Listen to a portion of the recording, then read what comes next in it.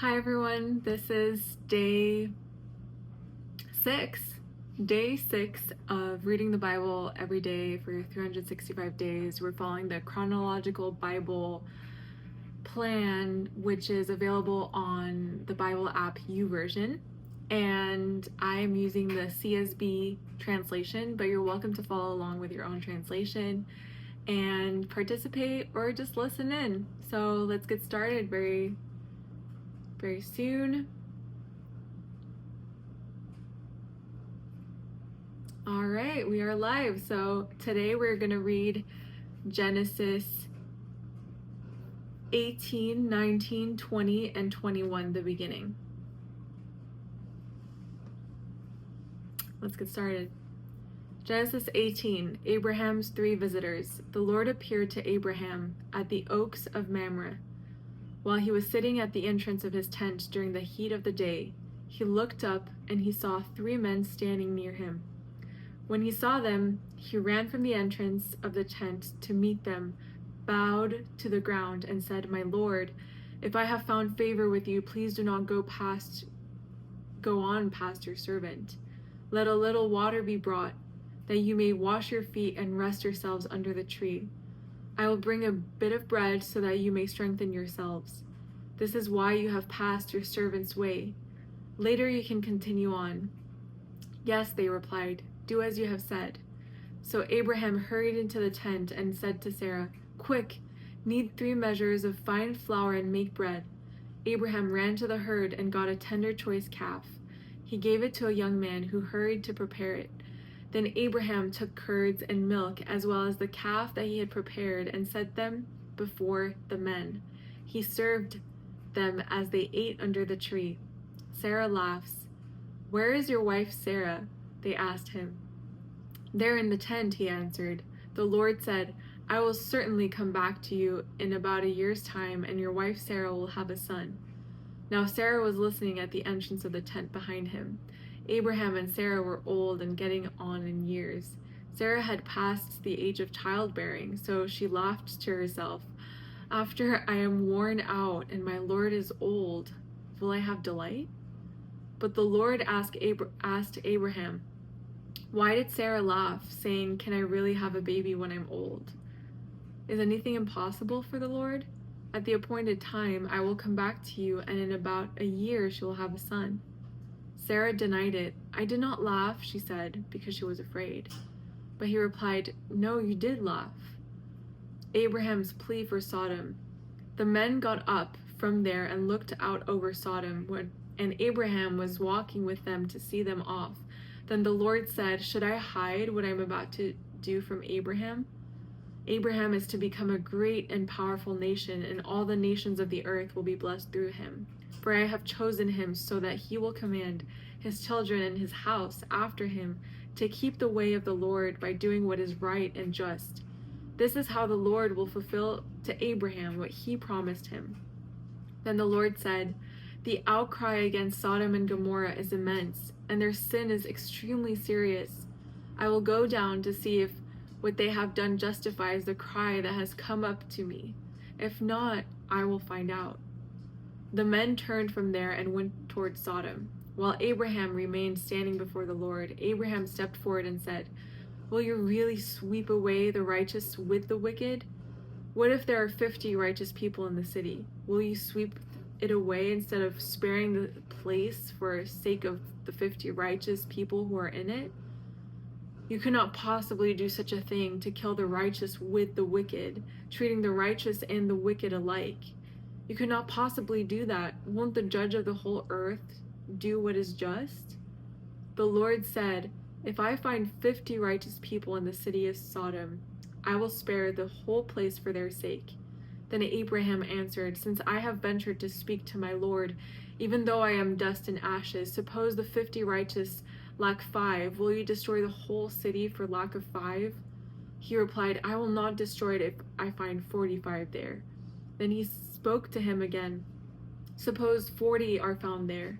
He answered, "I will not do it on account of 40. Then he said, "Let my Lord not be angry, and I will speak further. Suppose 30 are found there." He answered, "I will not do it if I find 30 there." Then he said, "Since I have ventured to speak to my Lord, suppose 20 are found there." He replied, "I will not destroy it on account of 20. Then he said, "Let my Lord not be angry, and I will speak one more time. Suppose 10 are found there." He answered, "I will not destroy it on account of 10. When the Lord had finished speaking with Abraham, he departed, and Abraham returned to his place. Genesis 19.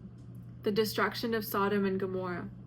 The two angels entered Sodom in the evening as Lot was sitting in Sodom's gateway. When Lot saw them, he got up to meet them. He bowed with his face to the ground and said, "My lords, turn aside to your servant's house, wash your feet, and spend the night. Then you can get up early and go on your way." "No," they said, "we would rather spend the night in the square." But he urged them so strongly that they followed him and went into his house. He prepared a feast and baked unleavened bread for them, and they ate. Before they went to bed, the men of the city of Sodom, both young and old, the whole population, surrounded the house. They called out to Lot and said, "Where are the men who came to you tonight? Send them out to us so we can have sex with them." Lot went out to them at the entrance and shut the door behind him. He said, "Don't do this evil, my brothers. Look, I've got 2 daughters who haven't been intimate with a man. I will bring them out to you, and you can do whatever you want to them. However, don't do anything to these men, because they have come under the protection of my roof." "Get out of the way," they said, adding, "This one came here as an alien, but he's acting like a judge. Now we'll do more to harm you than to them." They put pressure on Lot and came up to break down the door, but the angels reached out, brought Lot into the house with them, and shut the door. They struck the men who were at the entrance of the house, both young and old, with blindness, so that they were unable to find the entrance. When the angels said to Lot, "Do you have anyone else here, a son-in-law, your sons and daughters, or anyone else in the city who belongs to you? Get them out of this place, for we are about to destroy this place, because the outcry against its people is so great before the Lord that the Lord has sent us to destroy it."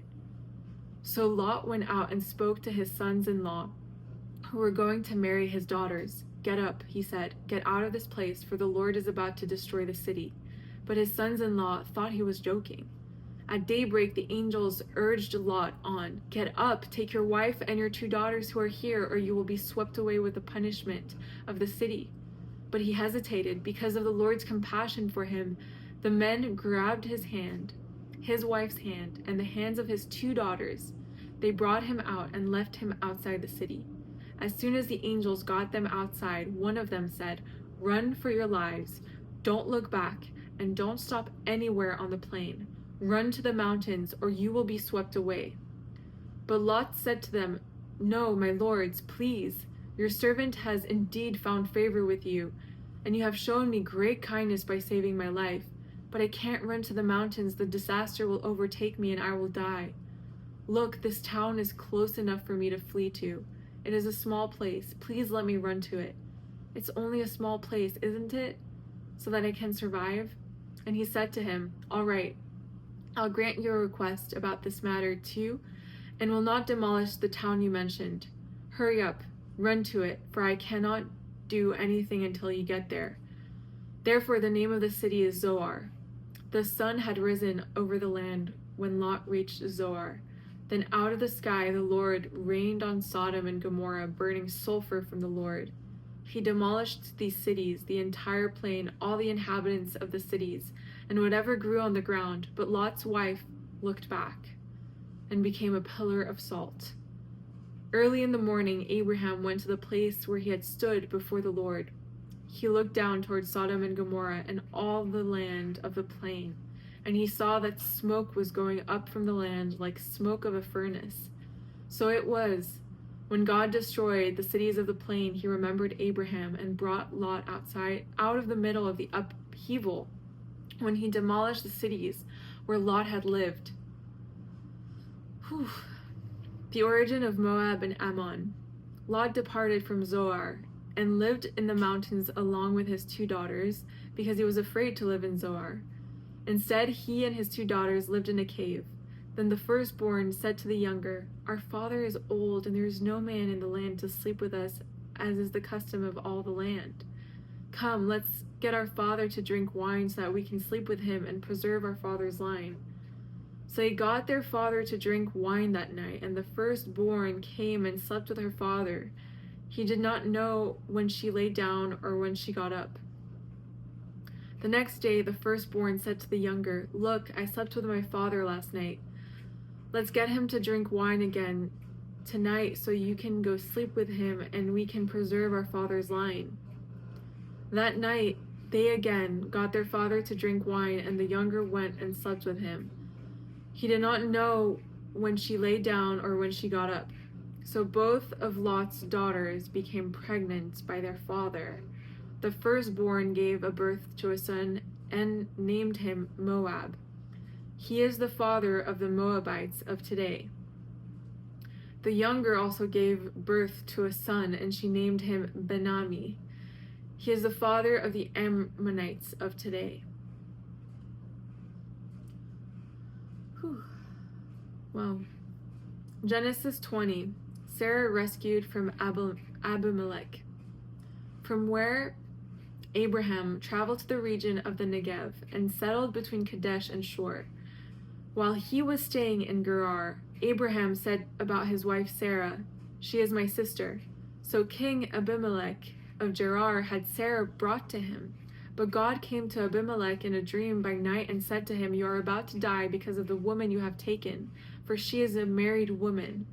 Now Abimelech had not approached her, so he said, Lord, would you destroy a nation even though it is innocent? Didn't he himself say to me, She is my sister? And she herself said, He is my brother. I did this with a clear conscience and clean hands. Then God said to him in a dream, Yes, I know that you did it with a clear conscience. I have also kept you from sinning against me. Therefore, I have not let you touch her. Now return the man's wife, for he is a prophet, and he will pray for you, and you will live. But if you do not return her, know that you will certainly die, you and all who are yours. Early in the morning, Abimelech got up, called all his servants together, and personally told them all these things, and the men were terrified. Then Abimelech called Abraham and said to him, What have you done to us? How did I sin against you that you have brought such enormous guilt on me and on my kingdom? You have done things to me that you should never be done. Abimelech also asked Abraham, What made you do this? Abraham replied, I thought there was absolutely